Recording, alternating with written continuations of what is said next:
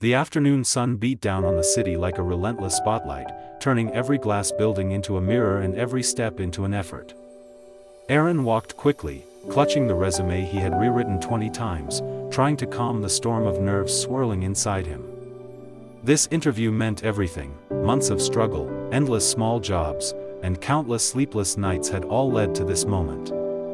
He kept rehearsing answers in his head, imagining how he would finally step into a better life. But life rarely unfolds the way we plan. Just as he crossed the busy intersection, he noticed someone stumble at the edge of the crosswalk. A young woman, dressed in red, collapsed to her knees as if her strength had suddenly vanished. People hurried past her without even slowing down, each absorbed in their own world. For a split second, Aaron hesitated. His future was waiting on the other side of the street, but his heart made the choice before his mind could. He rushed toward her, kneeling beside her as she struggled to breathe. Her hands trembled, her voice barely a whisper. In that moment, Aaron wasn't thinking about interviews or opportunities. He was simply a human choosing compassion over convenience, unaware that this single choice was about to change the entire course of his life. Aaron gently helped the young woman sit up, noticing how pale she looked as she tried to steady her breathing. Her eyes fluttered with exhaustion, and when she finally managed to speak, her voice was so faint he had to lean in to hear her. She told him she hadn't eaten since the night before, overwhelmed by stress and exhaustion. Without hesitation, Aaron offered her the water he carried, holding the bottle as she drank with shaky hands. He didn't rush her, even though every passing minute tugged at his awareness that time was slipping away, time he desperately needed. He guided her to a shaded bench nearby, positioning himself so the sun wouldn't fall directly on her face, and spoke softly to help her stay calm. 10 minutes passed, then 15, yet Aaron stayed right there, watching over her as though she were someone he had always known. By the time she could finally stand on her own, he already knew the window for his interview had closed. But as she looked at him with gratitude in her tired eyes, Aaron didn't allow regret to touch his expression. Some moments are bigger than personal plans, and some choices define who we are long before we realize their impact. When Aaron finally pushed open the heavy glass doors of the company building, his heartbeat was no longer fueled by excitement, it was weighed down by the sinking feeling he already knew the outcome. The receptionist looked up with a professional smile, but the moment her eyes met his, that smile softened with something like sympathy. Before she even spoke, Aaron felt the truth settle in his chest. The interviews were over. The hiring manager had left. The decisions had been finalized. He listened quietly as she explained, her voice gentle but firm, leaving no room for hope. Aaron nodded, trying to keep his expression steady even as something inside him deflated. It wasn't just a job he lost, it was the possibility of a different life, a fresh start, the relief he'd been chasing for months.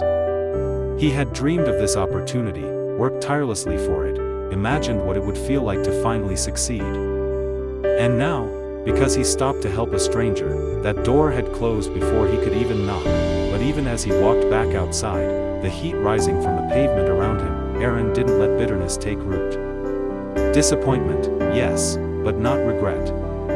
Because deep down, he knew he had chosen what felt right, even if it cost him what he wanted. A week slipped by in a rhythm Aaron knew too well: early mornings, small part-time shifts, and the quiet tiredness that settled into his bones by evening. He kept moving because he had to, not because he felt particularly hopeful. The missed interview lingered in the back of his mind like a shadow he couldn't quite outrun. Still, he never mentioned it to anyone. Some disappointments are too personal to share. Then, one Thursday morning, just after finishing a delivery route, his phone rang. The number was unfamiliar, the kind that usually meant another shift or a scheduling change. But when he answered, the voice on the other end was calm, professional, and surprisingly direct. She introduced herself as Celeste Rayner, the executive assistant to the CEO of Western Industries, the same company where his chance had slipped away. For a moment, Aaron thought he'd misheard her. Why would someone from the CEO's office call him? Celeste didn't explain much. She simply said the CEO wanted to see him personally, and that he should come in as soon as possible. Confusion and nerves twisted together in his stomach. There was no interview scheduled, no reason he could imagine for such a request. But something in her tone told him this wasn't a mistake. And so, with a cautious mix of hope and disbelief, Aaron headed toward the building he thought he'd left behind forever, unaware that life was quietly setting the stage for a turning point he never saw coming. When Aaron stepped into the CEO's office, he expected something formal, distant, maybe even intimidating. Instead, he entered a room filled with warm sunlight pouring through tall windows, and there on the sofa sat a face he instantly recognized: Harper. She looked nothing like the fragile girl he had helped on the street.